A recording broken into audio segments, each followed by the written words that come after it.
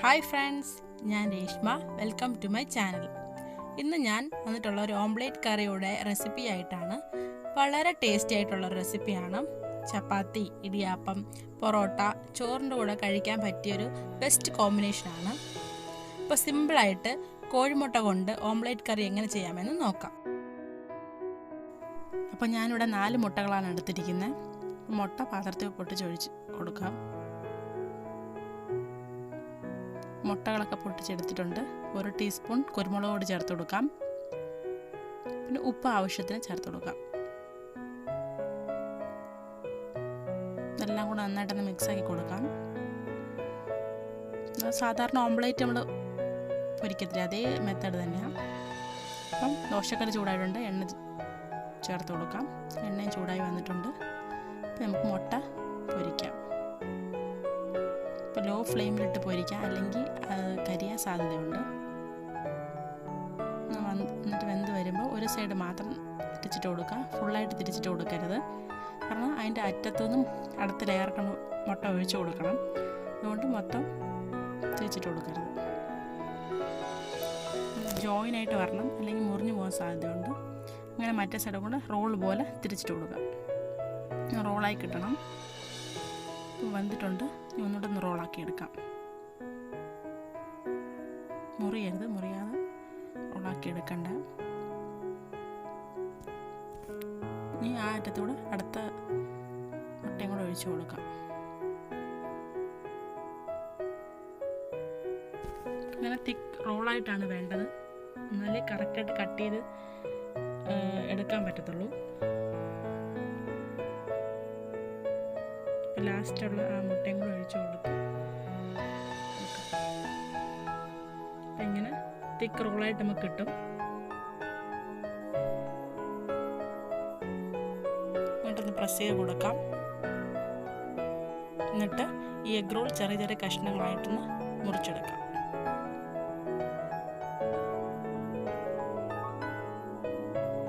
ഈ മുറിക്കുമ്പോൾ തന്നെ നമുക്ക് കാണാൻ പറ്റും ആ ലെയർ ഫോം ആയിട്ടിരിക്കുന്നത്. അപ്പോൾ ഇതാണ് കറക്റ്റ് പരുവം. അങ്ങനെ മുറിച്ച് മാറ്റിയൊരു പാത്രത്തിൽ വയ്ക്കാം. എന്നിട്ട് അടുത്ത കറി പ്രിപ്പയർ ചെയ്യാൻ പാൻ ചൂടാക്കാം. അതിൽ ആവശ്യത്തിന് എണ്ണ ചേർത്ത് കൊടുക്കാം. 1/4 ടീസ്പൂൺ ജീരകം ചേർത്ത് കൊടുക്കാം.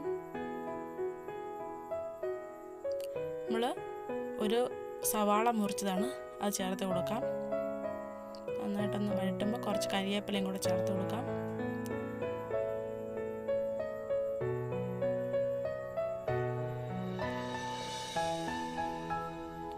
എന്നിട്ട് ഇഞ്ചി വെളുത്തുള്ളി പേസ്റ്റാണ്, ഇതും കൂടെ അതിൽ ചേർത്ത് കൊടുക്കാം. ഒരു തക്കാളി മുറിച്ചതാണ്, ഇതും കൂടെ ഇട്ട് നന്നായിട്ടൊന്ന് മിക്സാക്കാം. നന്നായിട്ടൊന്ന് വഴണ്ട് കിട്ടണം. അതിനുവേണ്ടി ശകലം ഉപ്പ് ചേർത്ത് കൊടുക്കാം.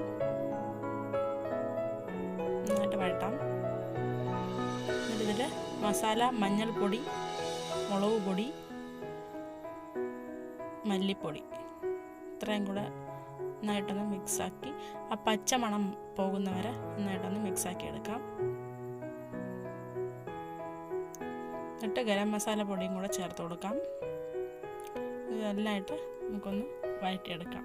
പച്ചമണം പോകുന്നവരെ നന്നായിട്ടൊന്ന് വഴറ്റിയെടുക്കാം. ഇതിലേക്ക് വെള്ളം ചേർത്ത് കൊടുക്കാം. ഇപ്പോൾ നല്ലൊരു കറിയായിട്ട് ലഭിക്കുന്നപ്പോൾ ആവശ്യത്തിന് വെള്ളം ചേർത്ത് കൊടുക്കാം. നന്നായിട്ടൊന്ന് തിളച്ച് വരുന്ന സമയത്ത് നമ്മുടെ മുറിച്ച് വെച്ചിരിക്കുന്ന എഗ് റോള് ഓരോ പീസായിട്ട് ചേർത്ത് കൊടുക്കാം.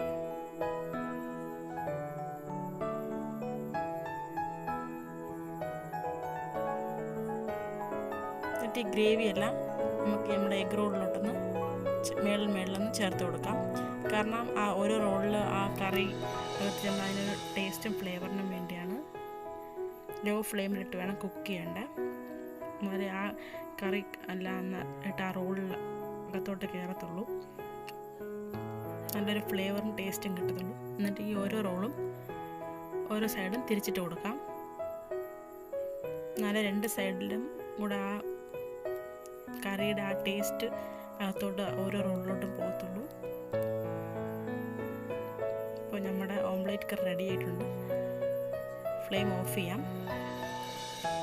ഓംലേറ്റ് കറി റെഡി ആയിട്ടുണ്ട്. ടേസ്റ്റി ആയിട്ടുള്ളൊരു ഓംലേറ്റ് കറി റെഡി ആയിട്ടുണ്ട്. അപ്പം സൂപ്പറായിട്ടുള്ളൊരു അടിപൊളിയായിട്ടുള്ളൊരു ഡിഷാണ്. എല്ലാവരും ട്രൈ ചെയ്ത് നോക്കണം. ഇതൊരു വെറൈറ്റി ഒരു റെസിപ്പി തന്നെയാണ്. സാധാരണ നമ്മൾ മുട്ടക്കറി, മുട്ട ഓംലേറ്റ് പൊരിച്ചത്, ബുജ്ജി അങ്ങനെയൊക്കെയാണ് കഴിക്കാറുള്ളത്. ഇതൊരു വെറൈറ്റി ആയിട്ടുള്ളൊരു ഡിഷ് തന്നെയാണ്. എല്ലാവരും ഉറപ്പായിട്ട് ഉണ്ടാക്കി നോക്കണം. നിങ്ങളുടെ അഭിപ്രായങ്ങൾ എന്നെ കമൻസിൽ കൂടെ അറിയിക്കാൻ മറക്കരുത്. അപ്പോൾ എല്ലാവർക്കും നന്ദി.